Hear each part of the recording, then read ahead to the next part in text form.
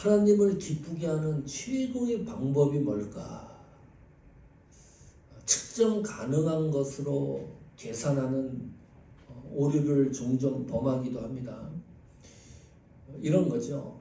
하나님은 기뻐하심이 확장되는 거, 번영, 번성에 초점을 맞추고 있다는 착각의 오류입니다. 김정국 총장이 지난번에 오셔서 말씀했을 때 그 아프리카에서 선교하시던 분 3명이 순교했다 그랬잖아요.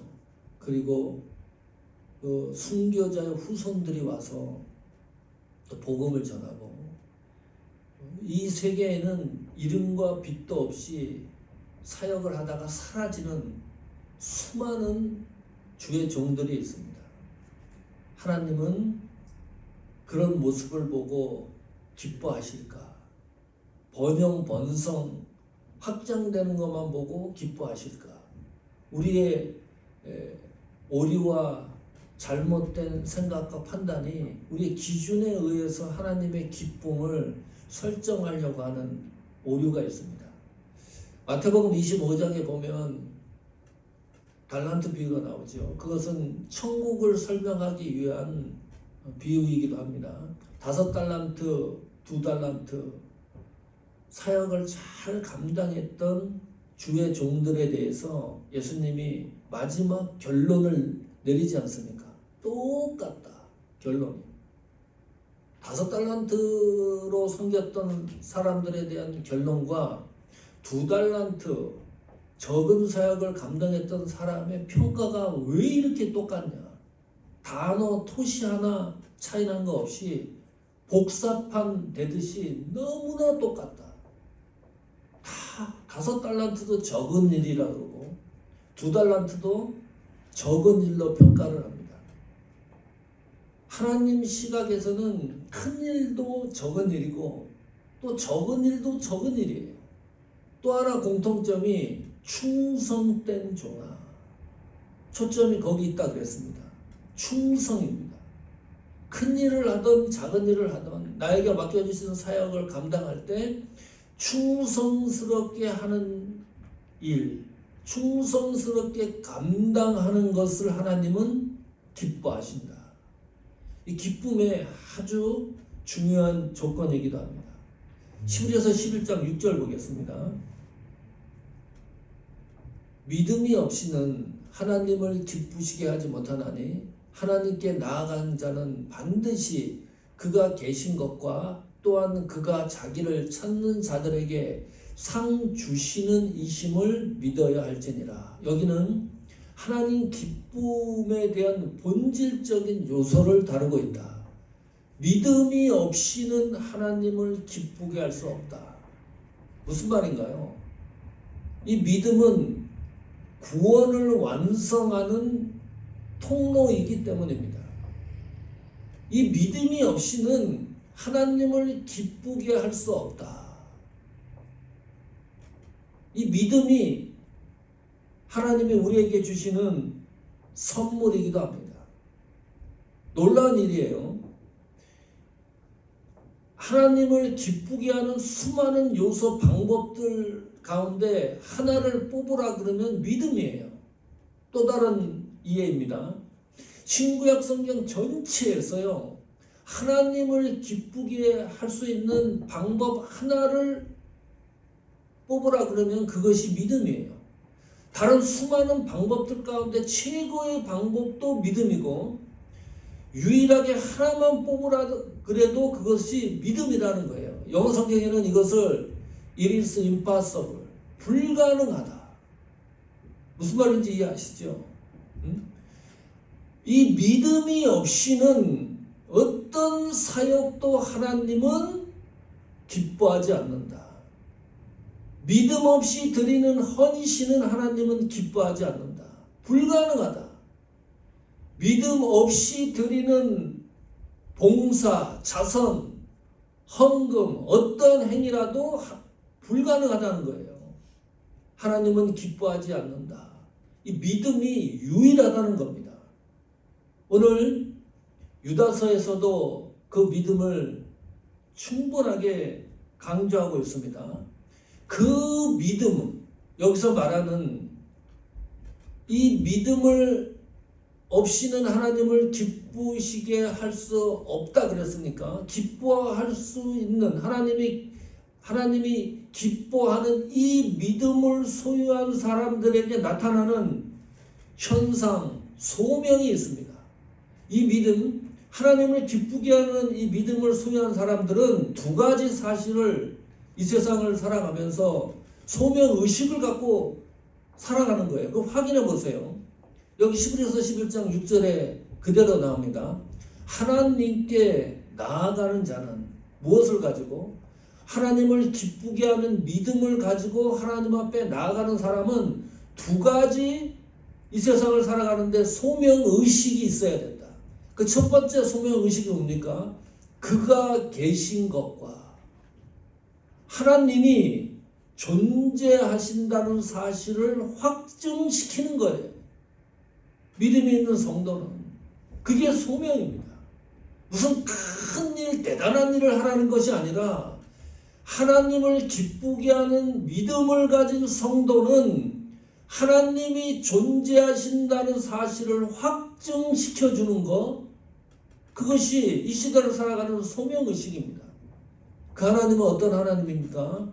죽은 하나님이 아니라 살아계신 하나님, 내 속에서 역사하는 하나님, 내 속에서 섭리하시는 하나님, 나와 동행하시는 하나님의 삶을 나타내 보이는 것, 그것이 하나님을 기쁘게 하는 믿음의 여정입니다.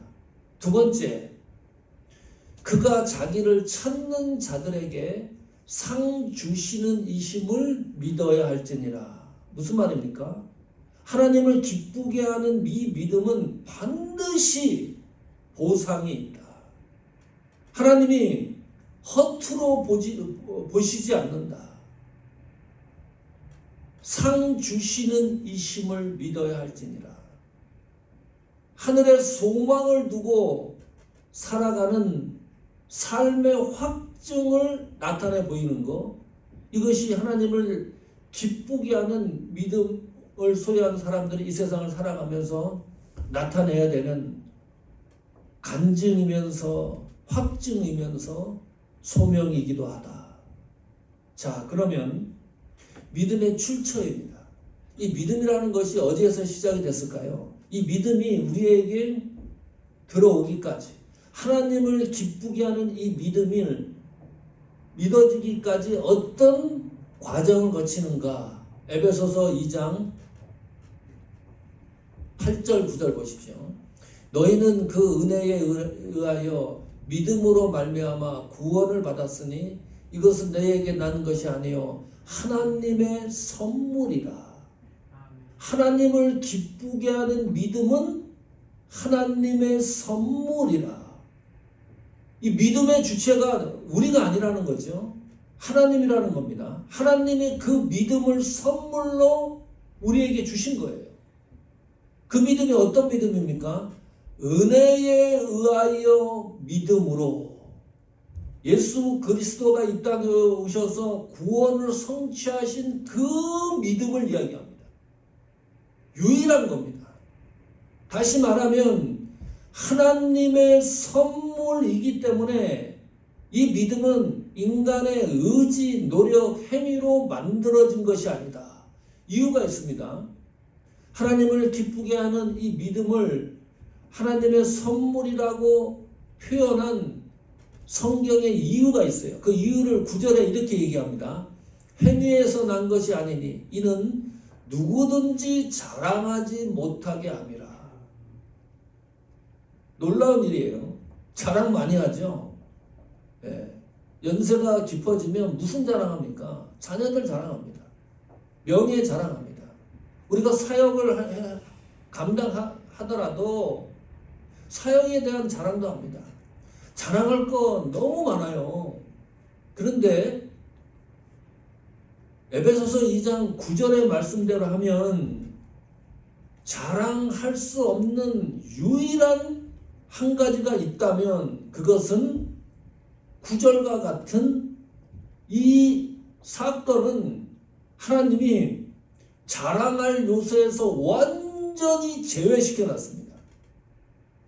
행위에서 난 것이 아니니 이는 누구든지 자랑하지 못하게 함이라. 구원에 있어서, 구원을 완료하는 믿음에 있어서, 구원의 성취에 있어서, 그 은혜로 믿음으로 하나님을 기쁘게 하는 이 믿음의 여정 과정에 있어서는 그 누구도 어떠한 사실로도 자랑할 수가 없다. 못을 박은 겁니다. 기쁘게 하는 하나님의 믿음. 그러면 우리는 어떻게 하는 거죠? 그 믿음에 감동해서 감격적으로 이 세상을 살아내는 거예요. 이것이 신앙이고 믿음이고 역동적인 사역의 현장 아닙니까? 그 하나님을 기쁘게 하는 그 믿음을 가지고 살아내는 삶, 그것을 요구하는 거지 자랑하지 못하게 함이라. 자, 이 믿음이 어떤 방식으로도 우리에게 돌아옵니까? 사도행전 16장 14절 보십시오. 두아디라시에 있는 자색 옷감 장사로서 하나님을 섬기는 루디아라는 한 여자가 말을 듣고 있을 때 주께서 그 마음을 열어 바울의 말을 따르게 하신지라. 이 빌립보 교회 최초로 세워지는 이 빌립보 교회가 유럽 최초의 교회입니다. 이 교회를 통해서 복음이 유럽으로 세계로 뻗어나가는 시초가 빌립보 교회에서 시작을 하는데 그 빌립보 교회를 세운 사람이 루디아입니다. 이 루디아 가정에서 빌립보 교회가 세워졌기 때문입니다. 그때 처음 바울을 만나서 바울이 전하는 복음의 내용을 루디아가 어떻게 그것을 흡수하는지 그 장면을 기록해 놓은 거예요. 루디아라고 하는 여자가 바울이 전하는 복음의 말을 듣고 있을 때 어떤 일이 일어납니까? 주께서 그 마음을 열어 복음을 받아들이게 했다. 믿음과 복음은 떼어놓을 수 없는 관계입니다. 이 루디아가 바울이 전하는 복음이 하나님 말씀으로 믿어지게 한 것은 루디아의 행위에 의해서, 의지에 의해서, 노력에 의해서 성취된 것이 아니라 주께서 그 마음을 열어 하나님이 하신 일이다. 그래서 그 믿음이 하나님의 선물이라는 거예요. 로마서 10장 17절 보십시오. 이렇게 기록합니다. 그러므로 믿음은 들음에서 나며 들음은 그리스도의 말씀으로 말미암느니라. 믿음의 통로가 어디입니까? 복음이에요. 복음을 통해서 하나님이 기뻐하시는 믿음을 사람들이 소유한다는 내용입니다. 그리스도의 말씀으로. 믿음과 이 복음이 한시도 떨어질 수 없는 관계입니다. 항시 붙어 다니는 거예요. 믿음을 얘기하면 복음을 이야기를 해야 되고, 복음을 얘기하면 믿음을 또 이야기해야 됩니다. 떼어질 수 없는 관계. 이 믿음이 우리에게 역사하는 그 하나님의 선물이 도달하는 그 과정이 복음에 의해서이다. 요즘 미국도 복잡하죠. 찰리 커크 사망했습니다. 암살 사건. 한국에는 또 무슨 일이 있었나요? 예, 손현보 목사님이 구속됐습니다. 세계력교회 담임 목사님입니다. 우리 고신층 목사님이에요. 난리가 났습니다. 우리 고신총회 미중 단톡방이 있는데요. 똑같은 사건을 바라보는데 목사님들 사이에서도 의견이 갈리기 시작을 합니다. 이것이 과연 성경적인 사건인가? 이걸 정치 보복 또 종교 보복으로 볼 수 있는 문제인가? 찰리 커크는 이 보수주의에서는 순교자로 지칭을 합니다. 참 묘합니다. 이 팩트라는 것이 사실이라는 거잖아요. 사실을 사실대로 받아들이면 되는데 이 사실을 해석을 해요. 해석을 하니까요, 시각에 따라 완전히 다르게 나타납니다. 복잡해집니다. 결론이 뭔가요? 분열입니다. 좁혀지지 않는다. 좌파, 우파 뭐 이런 것이 나뉘어져 가지고 좌파, 우파, 중간파 자기네들의 시각 차이에 있어 가지고 완전히 피폐해집니다.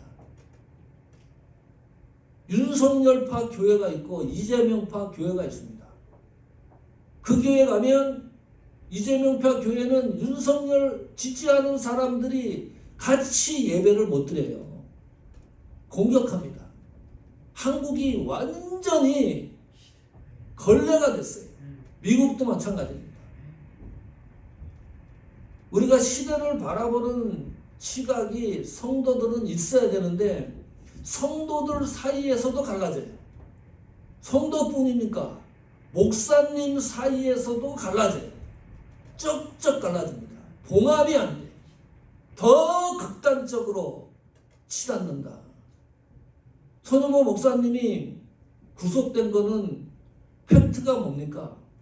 선거법을 위반했다 이거예요. 그런데 전례가 없어.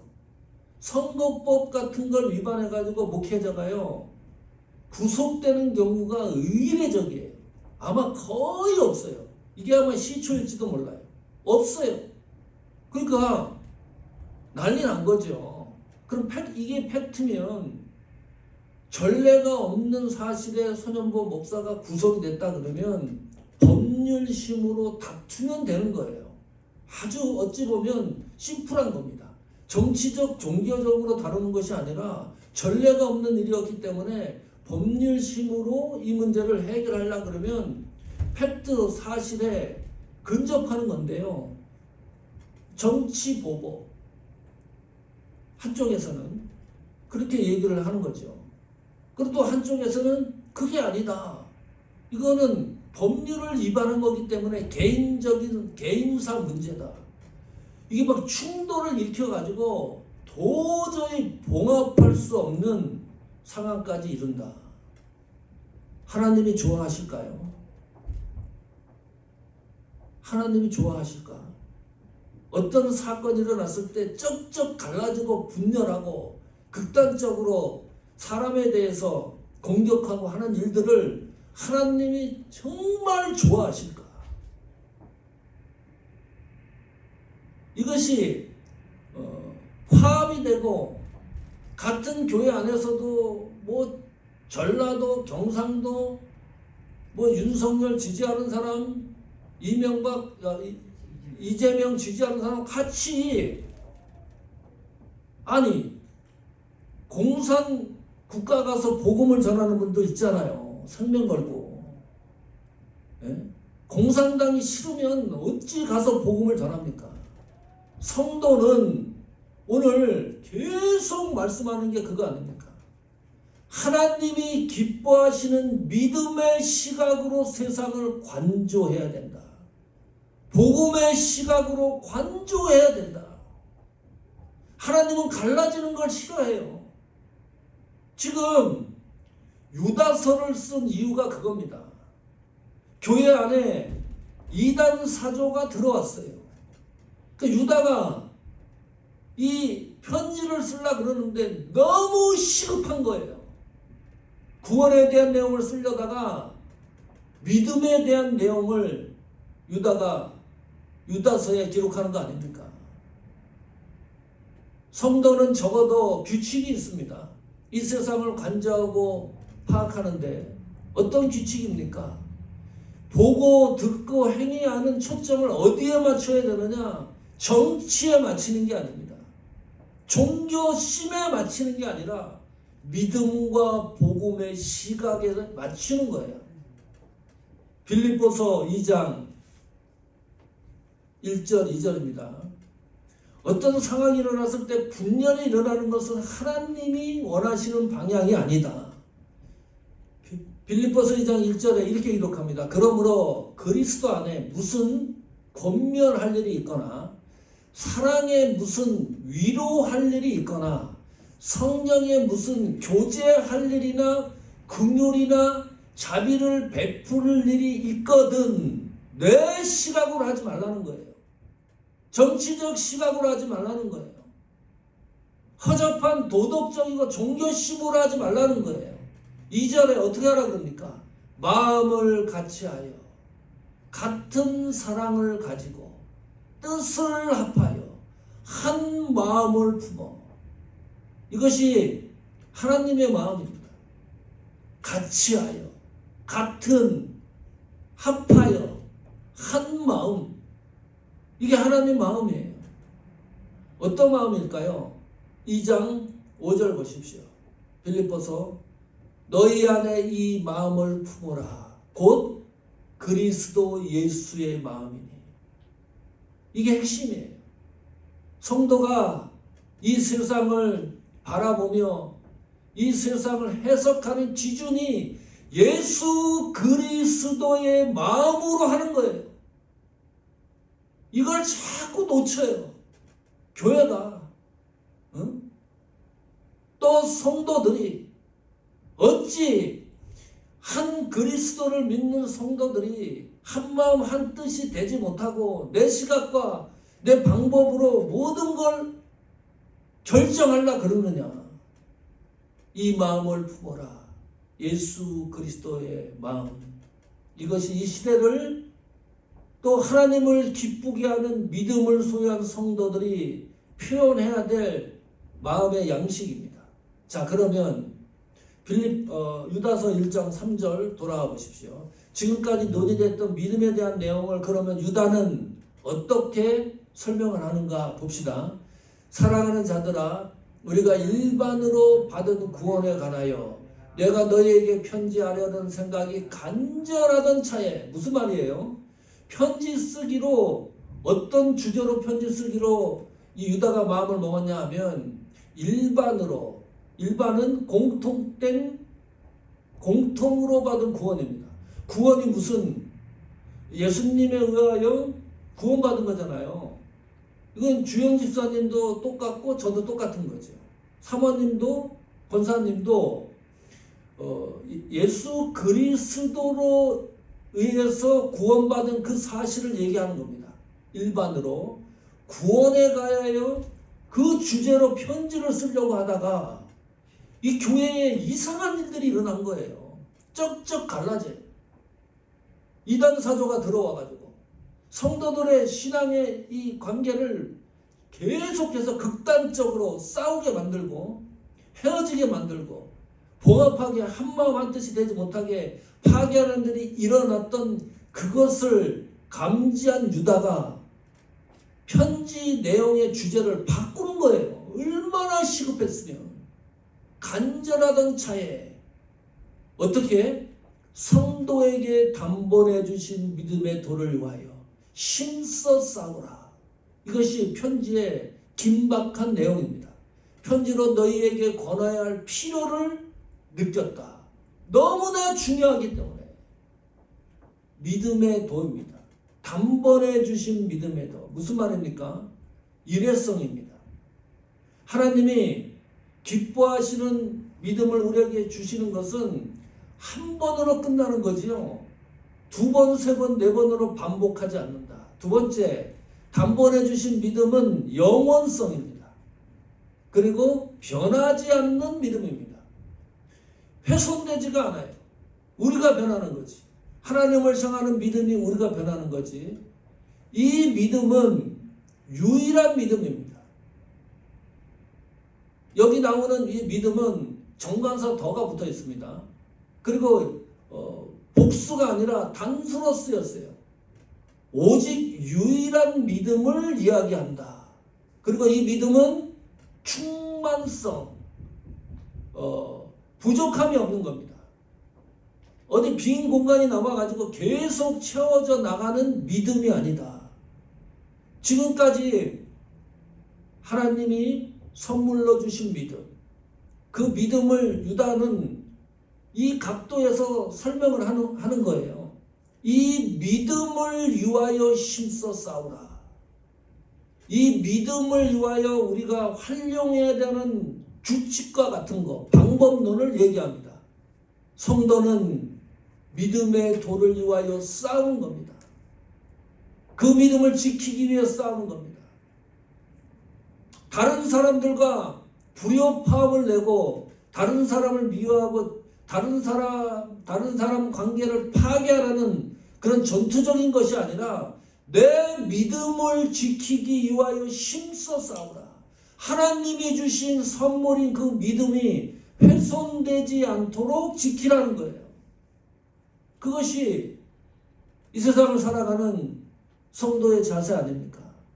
유다서 1장 20절 보십시오. 또 하나 설명을 이렇게 합니다. 사랑하는 자들아 너희는 너희의 지극히 거룩한 믿음 위에, 이 거룩이라는 것은 분리 그 말이죠. 똑같은 믿음이 아니고 세상에 수많은 믿음이 아니고 하나님이 분리한 믿음, 유일한 그 믿음 위에 자신을 세우며 믿음 위에 세우는 것, 이것이 성도가 이 세상을 살아가는 삶의 역동적인 자세입니다.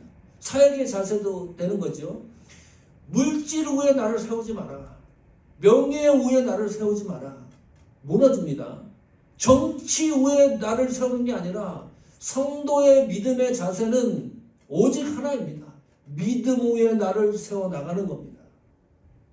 오카노 목사님 아시죠? 한 획을 그었던 한국 기독교사의 그런 분 아닙니까? 오카노 목사님 장남 이름이 옥성호입니다. 지사미님인지 잘 모르겠어요. 옥성호 이 형제가 지금 무엇을 하고 있냐면 유튜브를 해요.